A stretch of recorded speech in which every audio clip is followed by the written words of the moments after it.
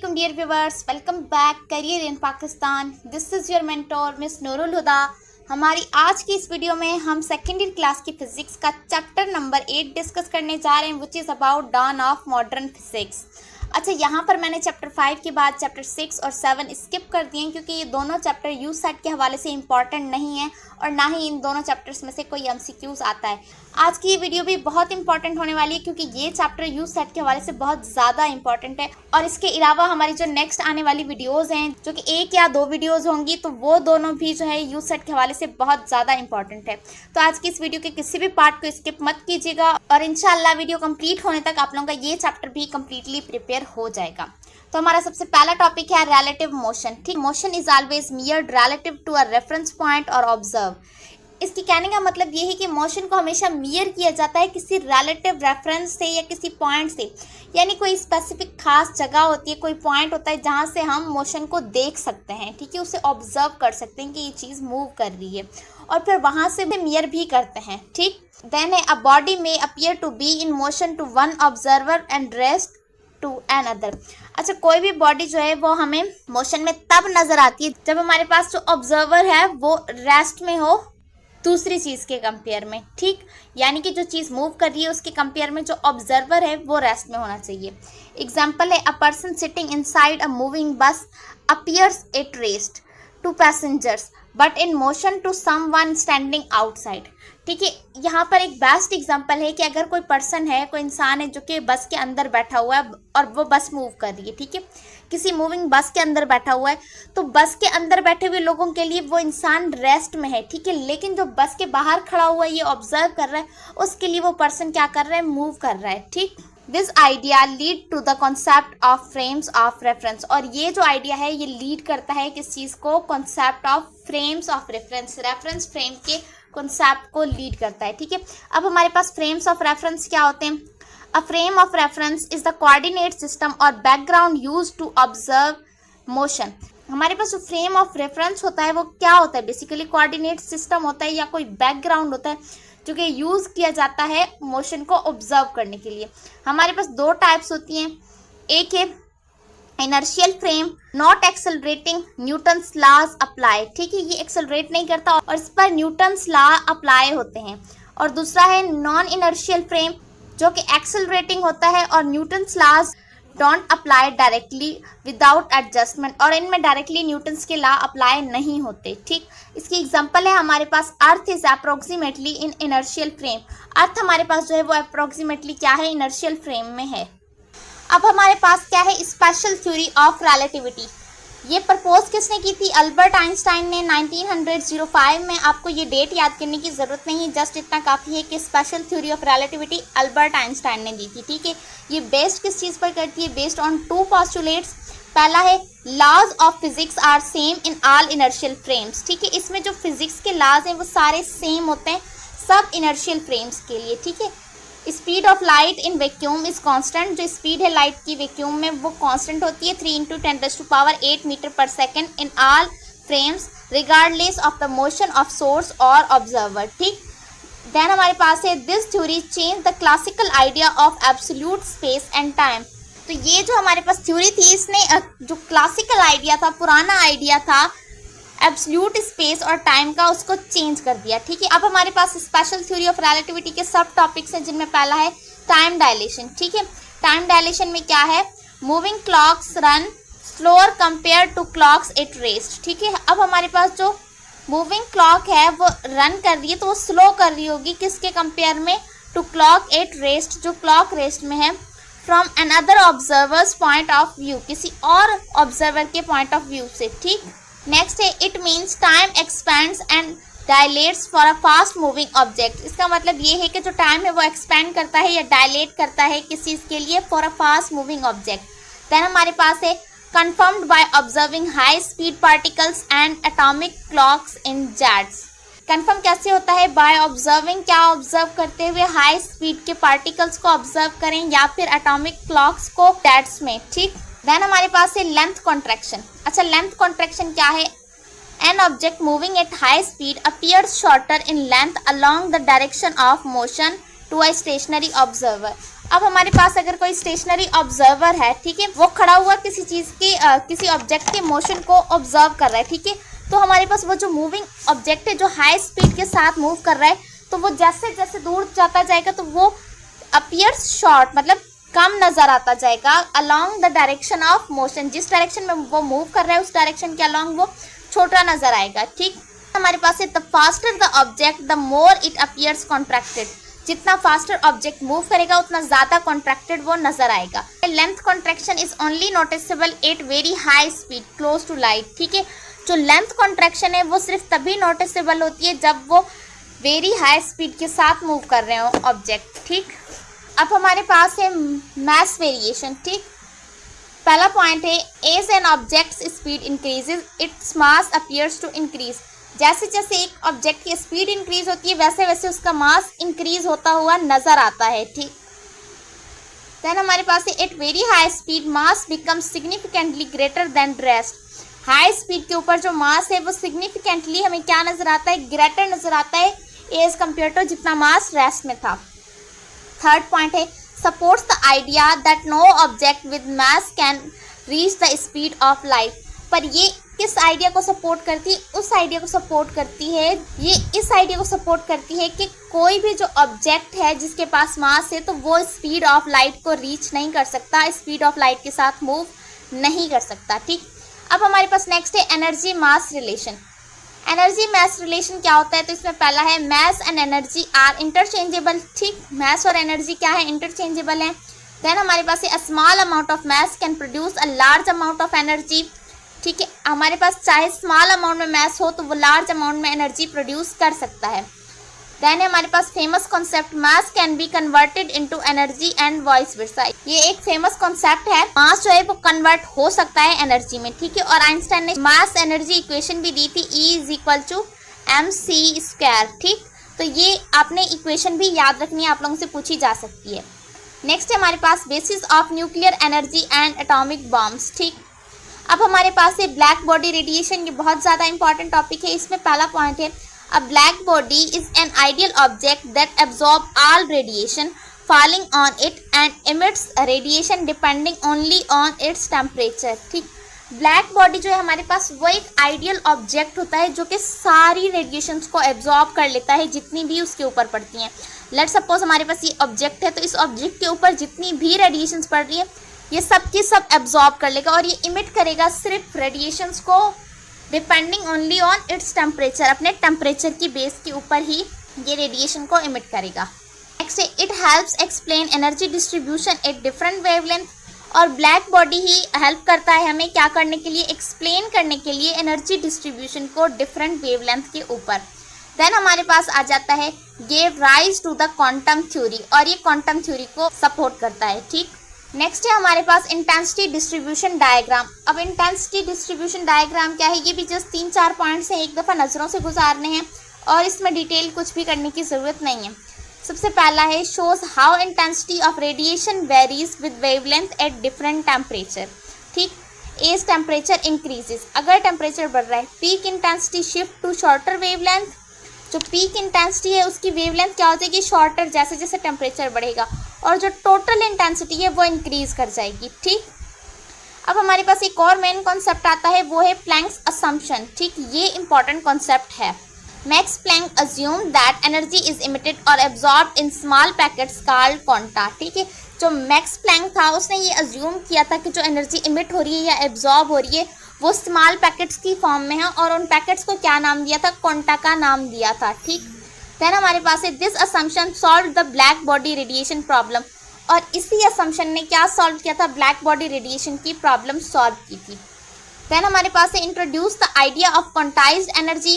इसने क्या किया था, इंट्रोड्यूस करवाया था क्वांटाइज्ड एनर्जी का idea, lead to modern quantum physics, और ये फिर लीड करती है मॉडर्न क्वांटम फिजिक्स को, ठीक। अच्छा, यहाँ पर मैं आप लोगों को एक बात बता दूं कि जो क्वांटम फिजिक्स की बात हो रही है बार बार, जहाँ पर भी वर्ड क्वांटम आ रहा है वहाँ पर आप समझ लें कि स्मॉलेस्ट पार्टिकल्स जो हैं उनके बारे में बात हो रही है, ठीक है। देन हमारे पास है द फोटोन। अब फोटोन क्या है, energy packet. A photon is a particle of light that carries a quantum of energy. जो फोटोन है वो क्या है, लाइट का पार्टिकल है, और ये क्या कैरी करता है, क्वांटम ऑफ एनर्जी, क्वांटम किसे कह रहे हैं, एनर्जी के पैकेट को, ठीक। Has no mass and always moves at the speed of light, और जो हमारे पास फोटोन है उसका कोई मास नहीं होता, वो स्पीड ऑफ लाइट के साथ मूव करता है। देन हमारे पास आ जाता है energy of photon depends on it's frequency, तो हमारे पास जो एनर्जी है फोटोन की वो डिपेंड किस पे कर रही होती है, फ्रीक्वेंसी पे। जितनी ज़्यादा उसकी फ्रीक्वेंसी होगी उसकी एनर्जी उतनी ज़्यादा होगी, और जितनी फोटोन की फ्रीक्वेंसी कम होगी उतनी ही उसकी एनर्जी कम होगी। देन हमारे पास है important in photo electric effect and Compton effect, जो हमारे पास फोटोन है ये फोटो इलेक्ट्रिक इफेक्ट के लिए इंपॉर्टेंट है और कॉम्पटन इफेक्ट के लिए इंपॉर्टेंट है, और ये दोनों इफेक्ट्स जो हैं यूसेट के हवाले से बहुत ज़्यादा इंपॉर्टेंट है, और इवन फोटो इलेक्ट्रिक इफेक्ट और कॉम्पटन इफेक्ट में से यूसेट के पास पेपर्स में एमसीक्यूज आ चुके हैं। अब हमारे पास है interaction of electromagnetic radiation with matter, ठीक। ईएमआर का इंटरेक्शन किसके साथ, मैटर के साथ, ठीक। अब जो हमारे पास इलेक्ट्रोमैग्नेटिक रेडिएशन होती है उसका मैटर के साथ इंटरेक्शन होता है, तब क्या क्या होती है। EM radiation can interact with matter bye, जो हमारे पास इलेक्ट्रोमैग्नेटिक रेडिएशन होती है वो मैटर के साथ इंटरेक्ट कर सकती हैं, कैसे, इमिटिंग इलेक्ट्रॉन्स, यानी जब हमारे पास वो इंटरेक्ट करेंगी मैटर के साथ तो या तो वो मैटर से इलेक्ट्रॉन्स को इमिट करवाएंगी, उसे फोटो इलेक्ट्रिक इफेक्ट कहेंगे, ठीक है, या फिर स्कैटरिंग ऑफ इलेक्ट्रॉन्स, या फिर वो इलेक्ट्रॉन्स को स्कैटर कर देंगी, ठीक है। जब इलेक्ट्रॉन की स्कैटरिंग करवाएंगी वो, तो वो हमारे पास क्या होगा, कॉम्पटन इफेक्ट होगा। इसमें इलेक्ट्रॉन्स इमिट नहीं होंगे, जस्ट स्कैटर कर जाएंगे, लेकिन फोटो इलेक्ट्रिक इफेक्ट में इलेक्ट्रॉन्स इमिट होंगे। अब नेक्स्ट हमारे पास प्रोड्यूसिंग पार्टिकल्स पेयर प्रोडक्शन, या तो फिर पार्टिकल्स जो है वो प्रोड्यूस होंगे जिसे पेयर प्रोडक्शन कहा जा रहा है। और नेक्स्ट पॉइंट है these interaction support the particle nature of light, और ये सारे जो इंट्रैक्शंस हैं ये पार्टिकल नेचर को सपोर्ट करते हैं, और आपने ये याद रखना है। यहाँ से एमसीक्यूज आ सकता है, आप लोगों को ये तीनों ऑप्शन दिए गए हों और चौथा हो नन ऑफ दीज, और आप लोगों से पूछा गया हो कि इनमें से कौन सा जो है वो पार्टिकल नेचर ऑफ लाइट को सपोर्ट नहीं करता, तो आपने फिर कंफ्यूज नहीं होना, वहाँ पर इजीली नन ऑफ दीज पे टिक लगा देना है, क्योंकि फोटो इलेक्ट्रिक इफेक्ट हो, कॉम्पटन इफेक्ट हो या पेयर प्रोडक्शन, ये तीनों के तीनों सपोर्ट करते हैं पार्टिकल नेचर ऑफ लाइट को। अब हमारे पास फोटो इलेक्ट्रिक इफेक्ट आ जाता है, ठीक है। ये क्या है, when light falls on a metal surface, जब लाइट फॉल करती है मेटल सरफेस के ऊपर, इट कैन रिलीज इलेक्ट्रॉन, तब वो इलेक्ट्रॉन्स को रिलीज करवाती है। अब लेट्स सपोज हमारे पास ये एक मेटल सरफेस है, इसमें इलेक्ट्रॉन्स भी हैं। अब यहाँ पर वेरी हाई फ्रीक्वेंसी की लाइट जब इंट्रैक्ट करेगी इस मैटर के साथ, इस मेटल के साथ, तो यहाँ से इलेक्ट्रॉन्स को रिमूव करवाएगी, ठीक। तो इस इफेक्ट को क्या कहते हैं, फोटो इलेक्ट्रिक इफेक्ट कहते हैं। This is called the photo electric effect, ठीक। Prove that light behaves as particle photons not just waves, और ये फोटो इलेक्ट्रिक इफेक्ट प्रूव करता है कि लाइट एज अ पार्टिकल भी बिहेव करती है, सिर्फ वेव के तौर पर बिहेव नहीं करती, ठीक। नेक्स्ट हमारे पास है explanation on the basis of quantum theory, quantum theory की बेसिस पर इसकी क्या एक्सप्लेनेशन है। Quantum theory explain that only photons with enough energy can release electron, quantum theory के मुताबिक सिर्फ और सिर्फ वो फोटॉन से इलेक्ट्रॉन्स को रिलीज करवा सकते हैं जिनके पास सफिशिएंट अमाउंट ऑफ एनर्जी हो। लेट्स सपोज यहाँ पर ये जो इलेक्ट्रॉन्स हैं इनको रिमूव होने के लिए 20 जूल एनर्जी चाहिए, ठीक है। तो अब जो हमारे पास फोटोन आ रहा है, इस फोटोन के पास 20 जूल एनर्जी होगी, तभी ये यहाँ से इलेक्ट्रॉन को इमिट करवाएगा, ठीक। No emission occurs if photon energy is low regardless of intensity, अगर हमारे पास जो है आने वाले फोटोन की एनर्जी 20 जूल से कम है तो वो इलेक्ट्रॉन्स को बिल्कुल भी रिमूव नहीं करवाएगा, ठीक। ये कॉन्सेप्ट आपने याद रखना है। अगर तो फोटोन के पास सफिशिएंट एनर्जी होगी तभी वो वहाँ से इलेक्ट्रॉन को रिमूव करवाएगा, अगर उसकी एनर्जी रिक्वायरमेंट से कम होगी तो वहाँ से किसी भी इलेक्ट्रॉन की इमिशन नहीं होगी, ठीक। नेक्स्ट हमारे पास है explain many result classes theory could not, तो हमारे पास ये जो क्वांटम थ्योरी थी इसने बहुत ज़्यादा रिजल्ट को एक्सप्लेन किया था जिसे क्लासिकल थ्योरी एक्सप्लेन नहीं कर रही थी। अब नेक्स्ट है हमारे पास फोटो सेल, ठीक। A device based on the photo electric effect convert light into electric current. अब जो फोटो सेल है ये क्या है, ये बेसिकली एक ऐसी डिवाइस है जो कि किस पर बेस करती है, फोटो इलेक्ट्रिक इफेक्ट पर, और ये लाइट को कन्वर्ट करती है इलेक्ट्रिक करंट में, ठीक।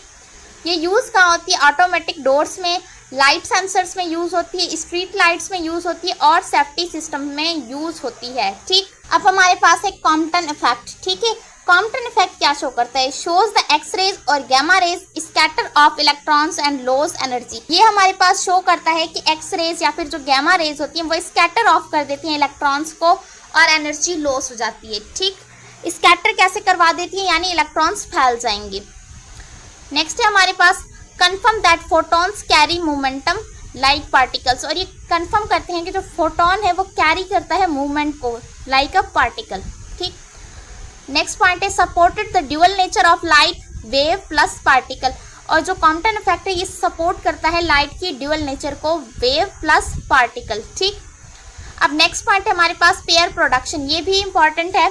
इसमें क्या है, a high energy photon like gamma rays create a particle and anti particle usually electron and positron near a nucleus.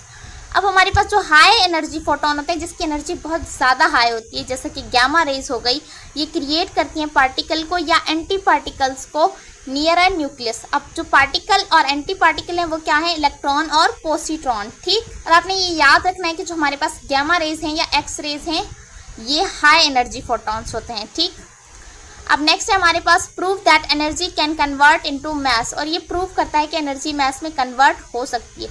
उसके बाद लास्ट है important in high energy physics and cosmic rays. ठीक है, जो पेयर प्रोडक्शन है ये important किस लिए है, हाई एनर्जी फिजिक्स के लिए और कॉस्मिक रेज के लिए।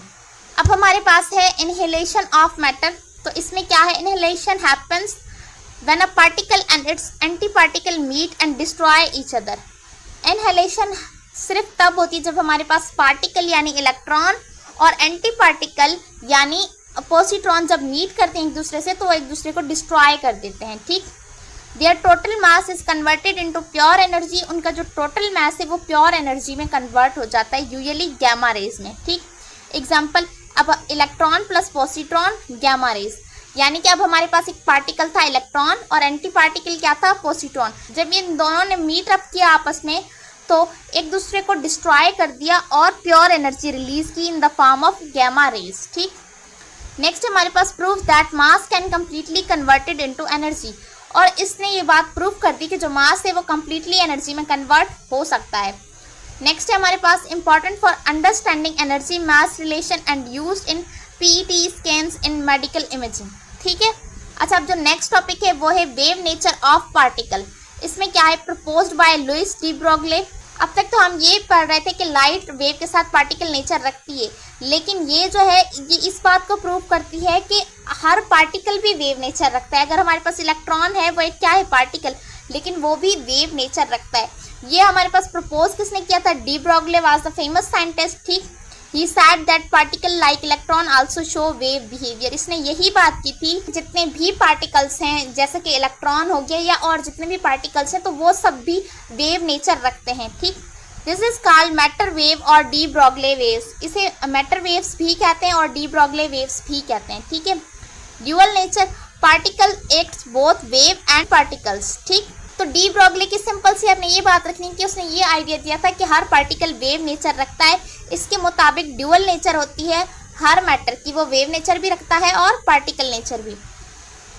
नेक्स्ट हमारे पास है डिविजन एंड गिरमर्स एक्सपेरिमेंट। ठीक, ये कोई खास नहीं है, इसकी 4 लाइन से आप जस्ट देख लें, एक दफ़ा नज़र से गुजार लें, बट यहाँ से एमसीक्यूज आने के चांसेस कम होते हैं। तो फर्स्ट है they passed a beam of electrons through a nickel crystal. ठीक, इन लोगों ने क्या किया था कि इलेक्ट्रॉन की एक बीम को पास आउट कराया था निकल कैटलिस्ट से। ठीक है, the electron diffracted just like light wave, तो इलेक्ट्रॉन डायफ्रैक्ट कर गया था लाइट वेव्स की तरह।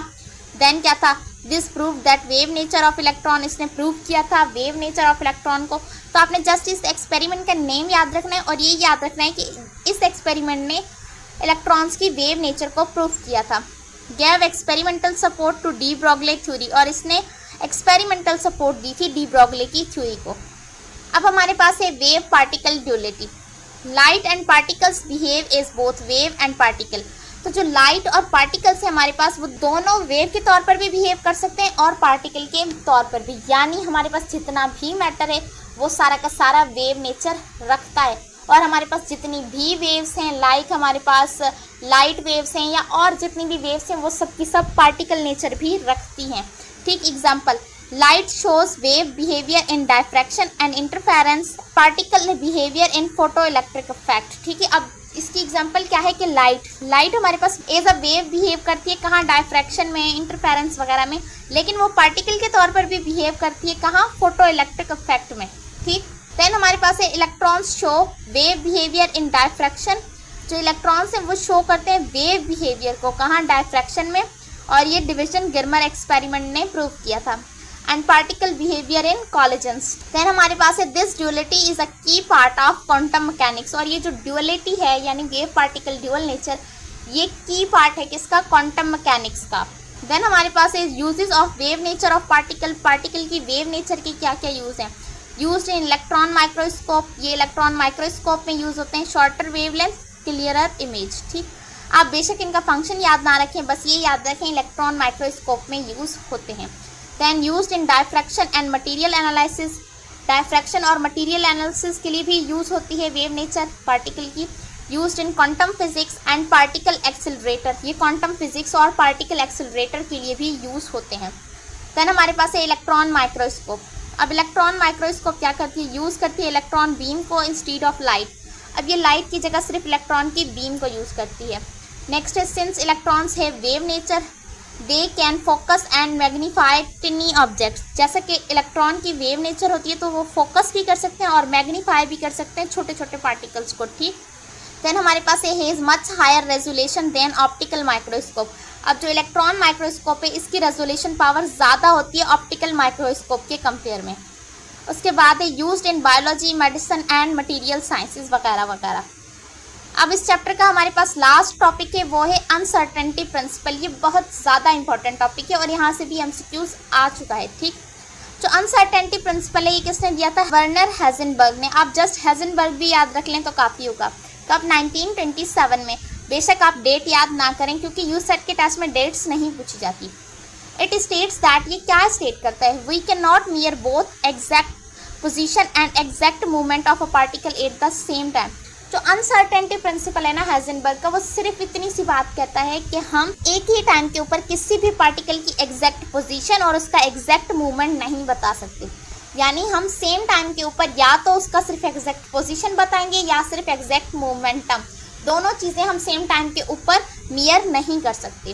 ठीक, नेक्स्ट है the more accurately we know the position the less accurately we know the momentum and vice versa. वही पॉइंट है जो मैंने अभी आप लोगों को बताया, अगर हमने एग्जैक्ट पोजीशन का पता लगा लिया तो हमारे पास मोमेंटम एक्यूरेट नहीं होगा, और अगर हमने मोमेंटम को एक्यूरेटली पता लगा लिया तो हमें एग्जैक्ट पोजीशन का पता नहीं होगा। ठीक, देन है हमारे पास it proves that electron do not follow fixed orbitals like planet, instead we talk about probability regions orbitals. ठीक है, तो ये हमारे पास क्या प्रूव करता है कि जो इलेक्ट्रॉन है वो फिक्स्ड ऑर्बिटल्स को फॉलो नहीं करता प्लैनेट्स की तरह। ठीक है, इसके बजाय हम बात क्या करते हैं, प्रोबेबिलिटी रीजन को, यानी ऑर्बिटल्स में इलेक्ट्रॉन्स के पाए जाने की प्रोबेबिलिटी को यूज़ करते हैं। देन हमारे पास है it is a foundation of modern quantum mechanics. और ये जो हेजनबर्ग अनसर्टेनिटी प्रिंसिपल है ये हमारे पास फाउंडेशन है, बेस है किसकी, मॉडर्न क्वांटम मैकेनिक्स की। ये थी हमारी आज की वीडियो जो कि यूसेट के हवाले से बहुत ज़्यादा इंपॉर्टेंट थी और इसमें हमने एक बहुत इंपॉर्टेंट चैप्टर डिस्कस किया जो कि था डॉन ऑफ मॉडर्न फिजिक्स। तो आई होप कि हमारी आज की वीडियो आप लोगों को पसंद आई होगी। अगर आप लोगों को ये वीडियो पसंद आई है तो इस वीडियो को लाइक कर दीजिएगा, और अगर आप हमारे चैनल पर नए हैं तो हमारे चैनल को सब्सक्राइब कर दीजिएगा। मिलते हैं आपसे नेक्स्ट वीडियो में, तब तक के लिए अल्लाह हाफिज़।